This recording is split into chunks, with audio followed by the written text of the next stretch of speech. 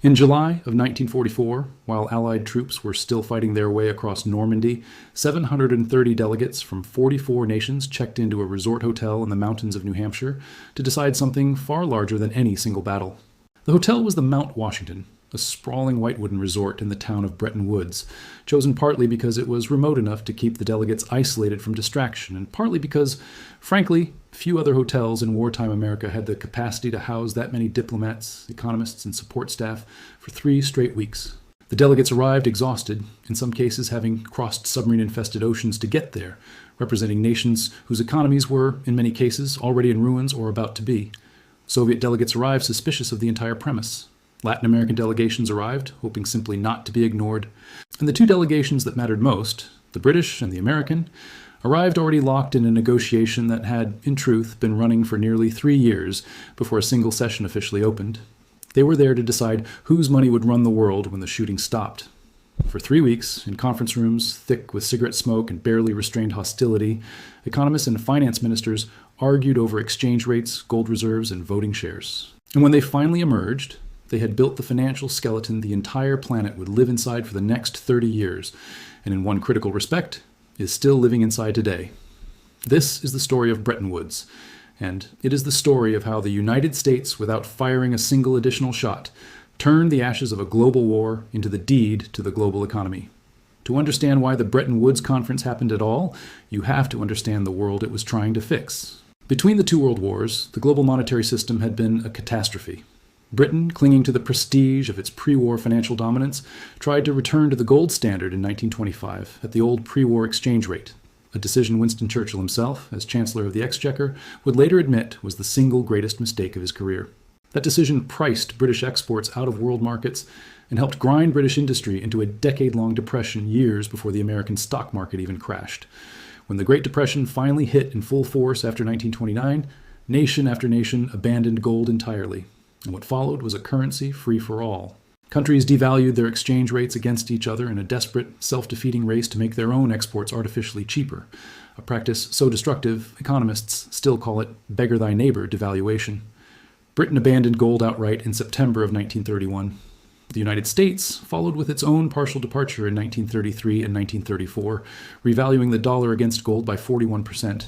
France, Belgium, Switzerland, and the remaining members of what was called the Gold Bloc hung on grimly until 1936, watching their economies wither while their currencies stayed artificially overvalued. Layered on top of the currency chaos was a trade war.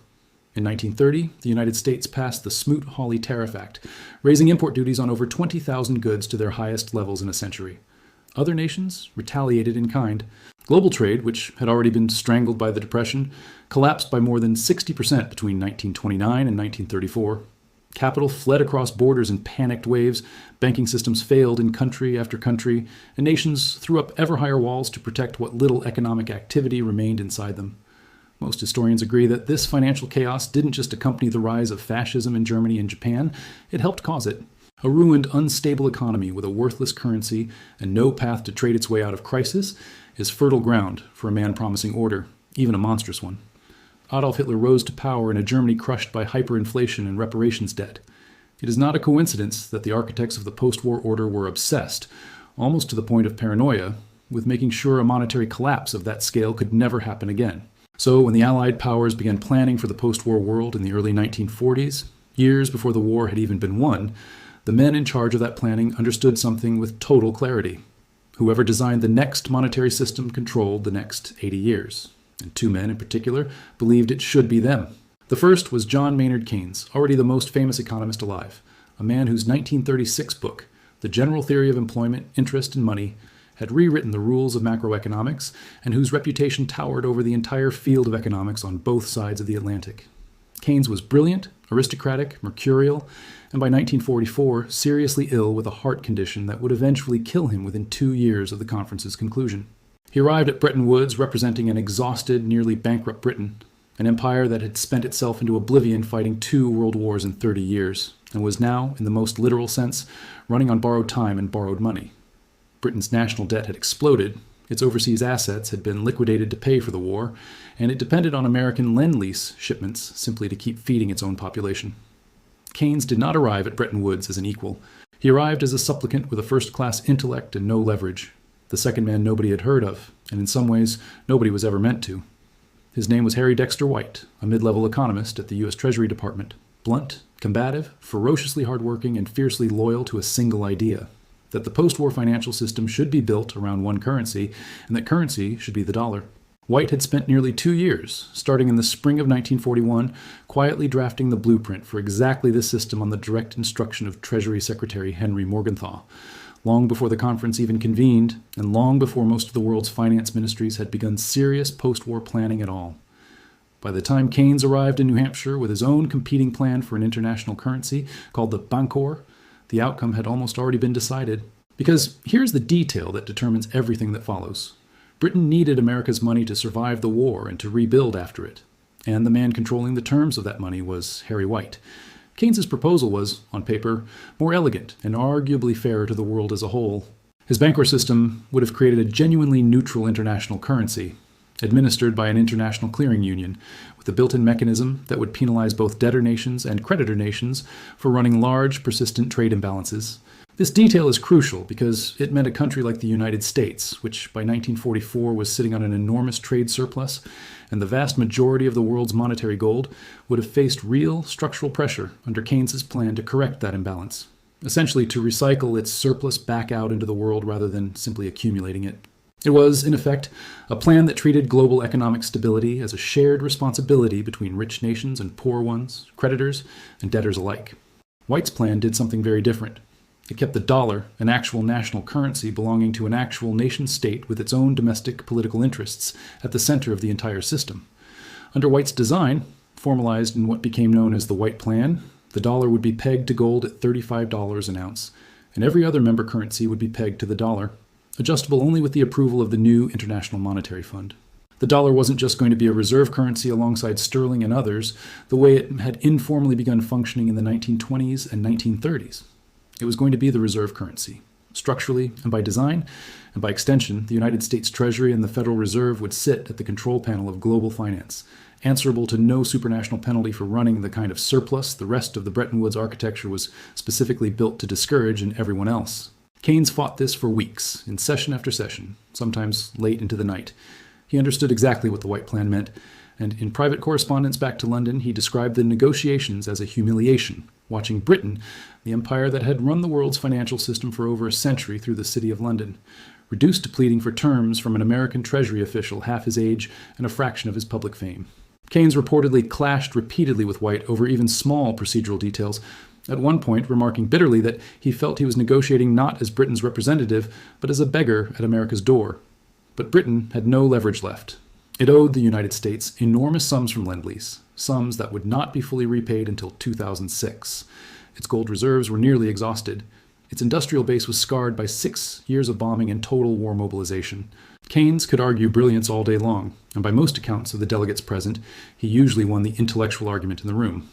White held the checkbook, and in international finance, the checkbook always wins. The negotiating sessions themselves, spread across the sprawling, slightly shabby Mount Washington Hotel, were a study in barely concealed hierarchy. Committee meetings ran late into the night. Translators struggled to keep pace with technical financial vocabulary in French, Russian, and Chinese, and delegates from smaller nations, many representing countries still under Axis occupation or colonial rule, found themselves largely spectators to a negotiation that was, in substance, being conducted between the American and British delegations while everyone else watched. The Soviet delegation, notably, participated actively in the drafting and even signed the final agreement, only for Stalin's government to decline ratification once the Cold War began to harden, keeping the USSR permanently outside the very institutions it had helped design in the summer of 1944.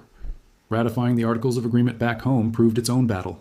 In Britain, Parliament debated the terms bitterly, with critics on both the left and right accusing Keynes of having sold out British sovereignty over its own currency in exchange for American loans it would spend the next decade repaying. In Washington, Congress approved the Bretton Woods Agreements Act in the summer of 1945, and the IMF and World Bank formally came into existence that December, with their first governors meeting in Savannah, Georgia in March of 1946 to iron out the operational details.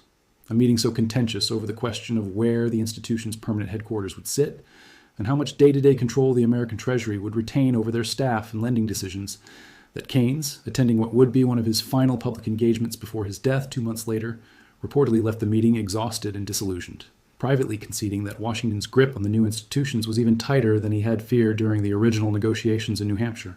By the time the conference closed on July 22, 1944, the outcome was set in stone. Two new institutions were created to police this new order.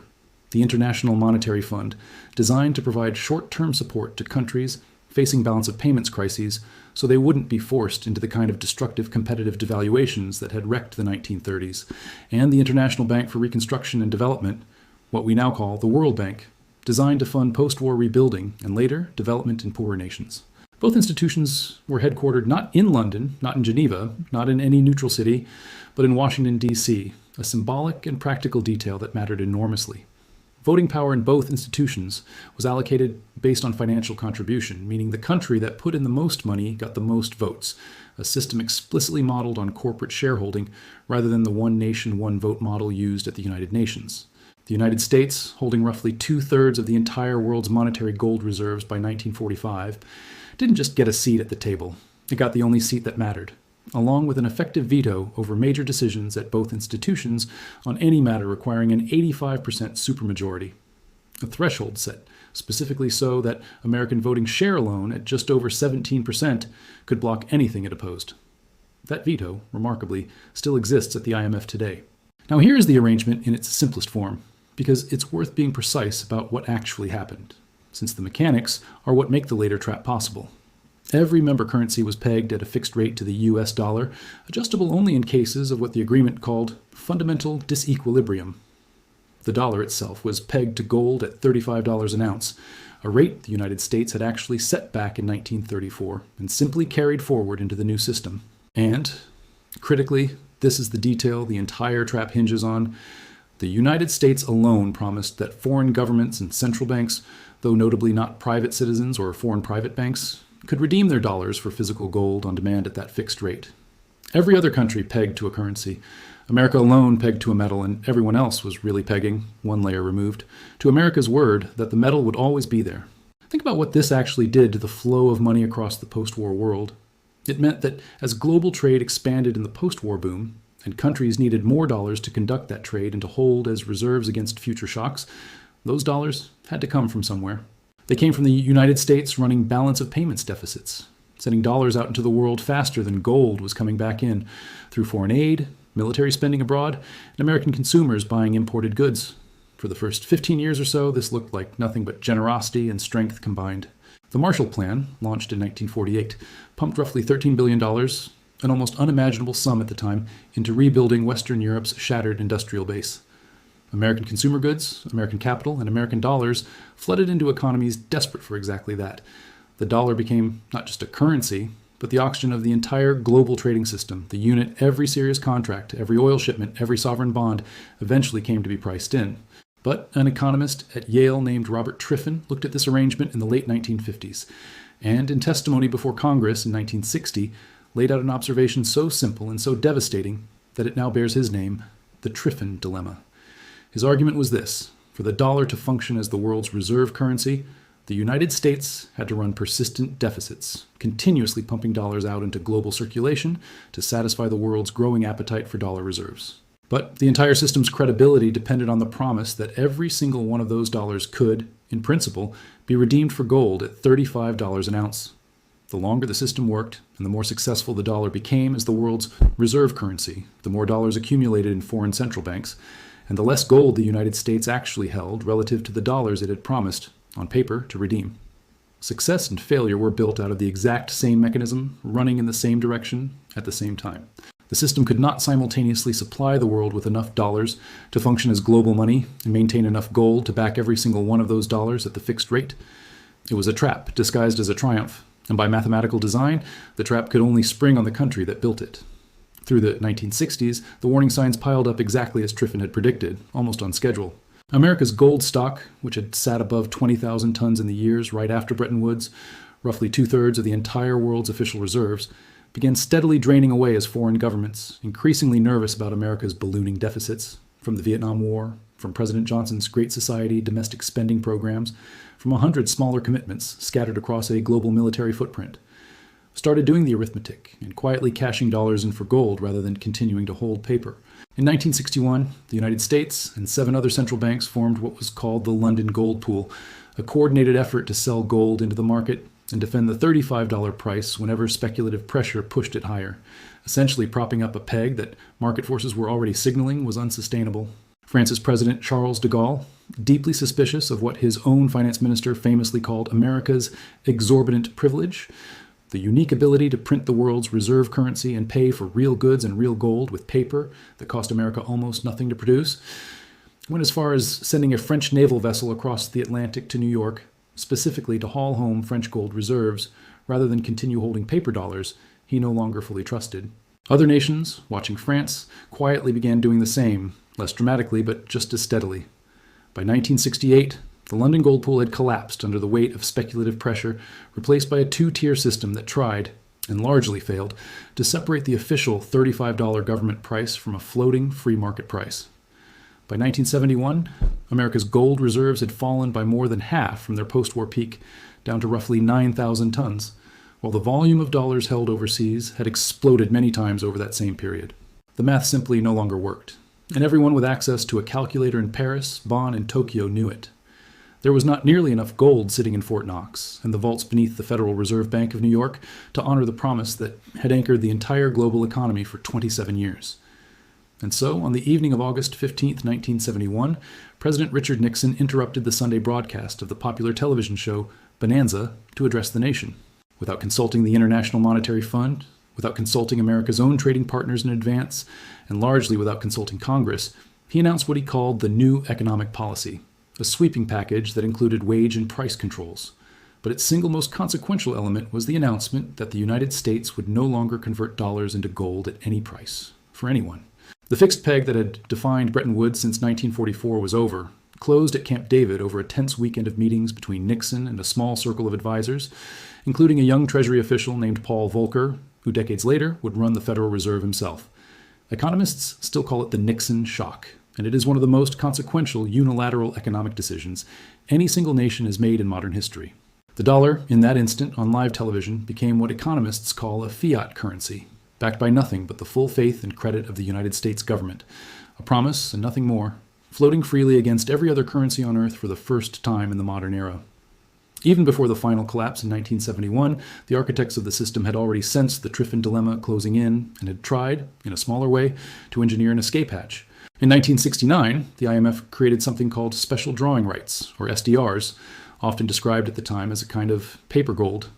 The idea was to create a genuinely international reserve asset, allocated by the IMF itself and valued against a weighted basket of major currencies rather than tied to any single nation's promise, precisely so that the world would no longer need to depend entirely on the United States running deficits just to supply enough dollars for global trade to function.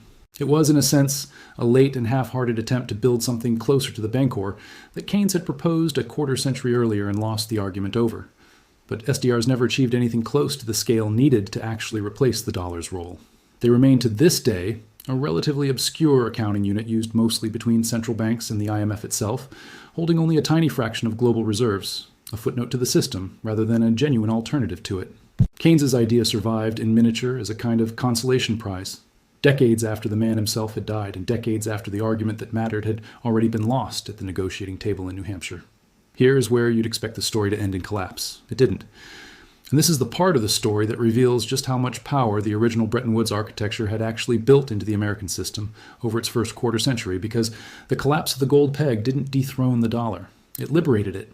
Freed from the constraint of gold, the United States could now run deficits without the theoretical limit that had haunted every Treasury secretary since 1944.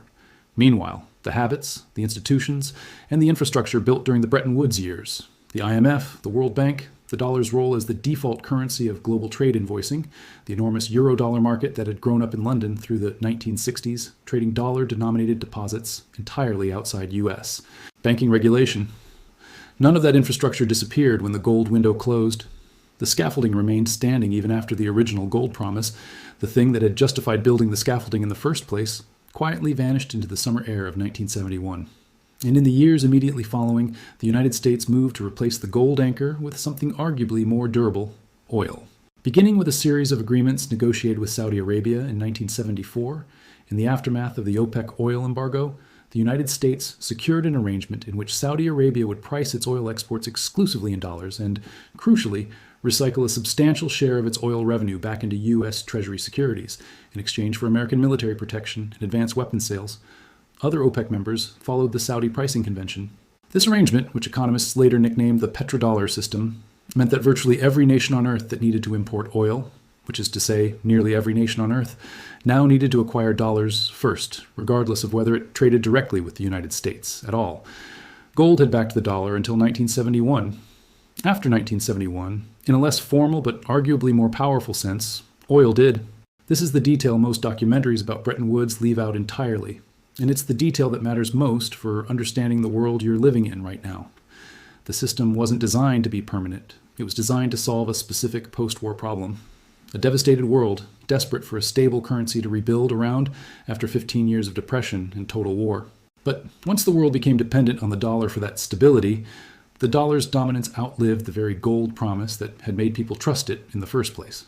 Nations kept holding dollars, kept pricing oil and commodities in dollars, kept denominating the vast majority of international debt in dollars, not because gold backed them anymore, but because everyone else was still doing it. And switching first meant taking on a risk nobody wanted to be the first to take, in a system with powerful network effects that reward incumbency almost regardless of underlying justification. Harry Dexter White's blueprint had built something far more durable than a gold peg. He had built dependency itself, and dependency, unlike a fixed exchange rate, doesn't need a treaty to keep functioning. It just needs everyone to keep believing there's no better alternative available yet. Now, it would be too simple, and frankly, too conspiratorial to say that Harry White sat in that New Hampshire hotel in 1944 and consciously engineered an 80-year mechanism of American financial dominance that would survive the very collapse of its own founding promise nearly 3 decades later. White was, by most historical accounts, a genuine believer in international economic cooperation as a bulwark against the kind of chaos that had produced fascism. And later in his life, he came under intense, and still debated among historians, scrutiny over alleged ties to Soviet intelligence during the early Cold War, a controversy that has essentially nothing to do with the dollar's structural dominance and everything to do with the specific paranoia of the McCarthy era. The men at Bretton Woods were solving the problems directly in front of them: a devastated Europe, a collapsed pre-war monetary order, and the very real, recently proven fear that economic chaos breeds authoritarianism. Their solution was not a conspiracy hatched in a back room. It was a negotiation, conducted from a position of overwhelming financial leverage, in which the side holding the leverage simply won, again and again, on every point that mattered. But intent and outcome are two different things, and it would be equally dishonest to pretend the outcome was neutral, or that its consequences ended with the ink drying on the Articles of Agreement in July of 1944.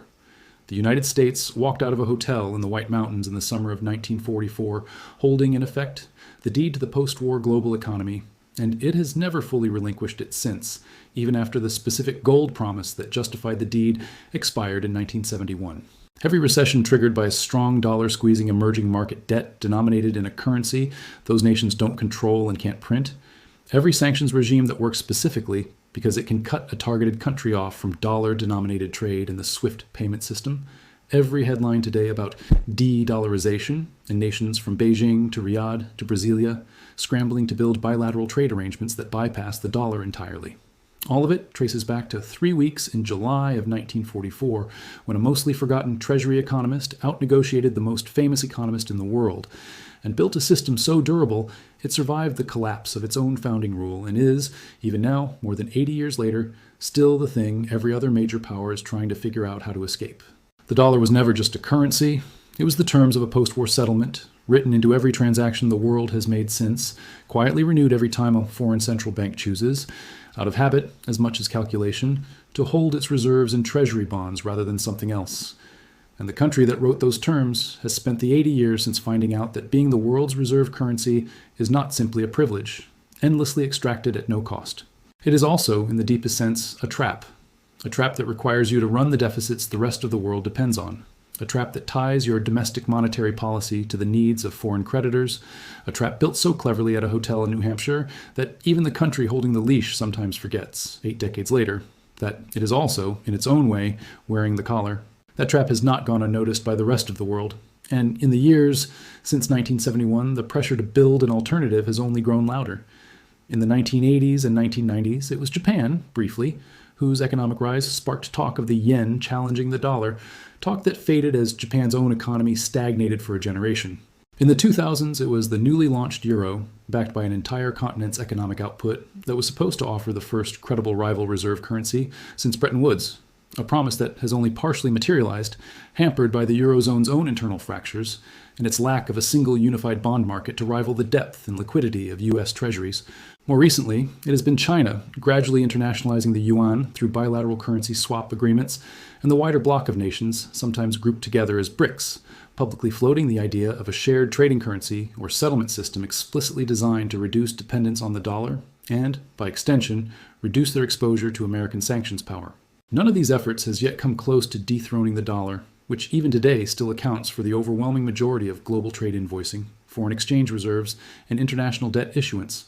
But the fact that so many major economies are actively, publicly working on an exit is itself the clearest evidence of how the trap actually functions. Nobody spends decades and billions of dollars trying to escape an arrangement that costs them nothing.